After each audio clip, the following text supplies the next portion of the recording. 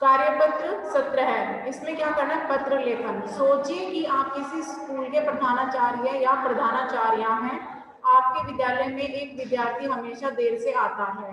वह 32-3 श्री ओम विला में रहता है। आपने विद्यार्थी को कई बार समझाया पर उसकी आदत में कोई बदलाव नहीं आया। इस बात का कारण जानने के लिए विद्यार्थी के घर पर पत्र लिखिए। मतलब प्रधानाचार्य जी को पत्र लिखना है किसी बच्चे के घर पर और उसका कारण है कि वह कक्षा में देर से आता है। ठीक है, तो इसमें हमें कौन सा पत्र लिखना है, औपचारिक। तो हम कैसे लिखेंगे, यहाँ पर प्रधानाचार्य पत्र लिख रहे हैं तो हम किसको लिख रहे हैं, बच्चे के माता पिता को। तो हम यहाँ पर लिखेंगे अभिभावक जी। क्या लिखेंगे, अभिभावक जी, है ना। फिर यहाँ पर उसका पता लिखेंगे, क्या है, श्री ओम विला। ठीक है, ये उसका एड्रेस हो गया है। फिर जैसे हम पत्र लिखते हैं, ठीक है, दिनांक लिखेंगे। ठीक है, उसके बाद फिर हम कारण लिखेंगे, यहाँ पर विषय लिखेंगे। ठीक है, फिर यहाँ पर हम अपना जो भी हमें लिखना है कि वो क्यों देर से आता है, हमने उसे कितनी बार समझाने की कोशिश की है परंतु उसकी आदत में कोई सुधार नहीं है ना। तो हम उसका कारण मतलब जानने के लिए यहाँ पर लिखेंगे। ठीक है, उसके बाद प्रश्न 2 में इस पाठ में आपने किन किन कारणों के लिए औपचारिक पत्र लिखे हैं। हमें पाठ में जो पढ़ा था हमने एक औपचारिक, 2-3 तो उसमें अनौपचारिक थे, लेकिन जो औपचारिक पत्र था वो था पार्क की हालत के बारे में, जो हमने पार्क की दशा को सुधरवाने के लिए, है ना, पत्र लिखा था। तो वहां पर हमने एक ही पत्र पढ़ा था और लिखा था पार्क की हालत के बारे में। मैम आवाज नहीं आ रही अच्छे से।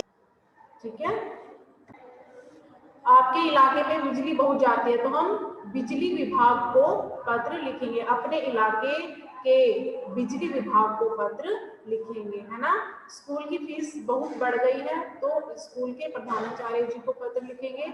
आपके मोहल्ले में चोरियां बहुत बढ़ रही हैं तो हम यहाँ पर अपने इलाके के पुलिस अधिकारी को पत्र लिखेंगे। ठीक है, और यहाँ पर दिया गया है कि जो भी यहाँ पर दिए गए हैं समस्याएं, उनको लेते हुए हमें यहाँ पर किसी भी चारों में से किसी एक विषय पर हमें यहाँ पर पत्र लिखना है। ठीक है, तो कार्यपत्र 19 संवाद को कहानी के रूप में लिखना है। यहाँ पर सर्वनाम शब्दों का प्रयोग करते हुए दिए गए संवाद को कहानी के रूप में बदलकर लिखें। यहाँ पर एक संवाद दिया गया है बंदर और मगरमच्छ का, तो हमें इसे कहानी के रूप में लिखना है सर्वनाम शब्दों का प्रयोग करते हुए, है ना। हमें यहाँ पर क्या लिखनी है, इस संवाद को कहानी के रूप में यहाँ पर लिखना है। ठीक है, उसके बाद कार्यपत्र 20 में देखिए क्या करना है आपको। चित्र में तरुण अपने दोस्तों के साथ शिमला घूमने आया है। यहाँ पर वह अलग अलग जगह के खान पान, पहनावे तथा अन्य आकर्षण के केंद्रों का आनंद उठा रहा है। क्या आप भी कभी किसी ऐसी यात्रा पर गए हैं, उस यात्रा का अपने शब्दों में वर्णन कीजिए। यदि ऐसी किसी यात्रा पर नहीं गए तो बाजार, मेले, दोस्त के घर, रिश्तेदारों के घर, चिड़ियाघर या अपनी अन्य किसी भी यात्रा का वर्णन करते हुए लिखिए। ठीक है, तो पेड़ उगे हैं हरे भरे, बोल रहे हैं खड़े खड़े, हवा बोले चलना तुम, पत्ते न हो जाए गुम, चिड़ियों को भी हम तक है आना, फल खाने का करे बहाना, फल के बदले हम सुनेंगे गाना, चलेगा हमें सब नया पुराना। यहाँ पर एक ये कविता दी गई है, इस कविता को कहानी के रूप में लिखना है और कविता से जुड़ा यहाँ पर आपको एक चित्र भी बनाना है या आप उसको मतलब चिपका भी सकते हैं कोई, या लेकिन अच्छा रहेगा कि आप यहाँ पर खुद ही बनाएं, है ना।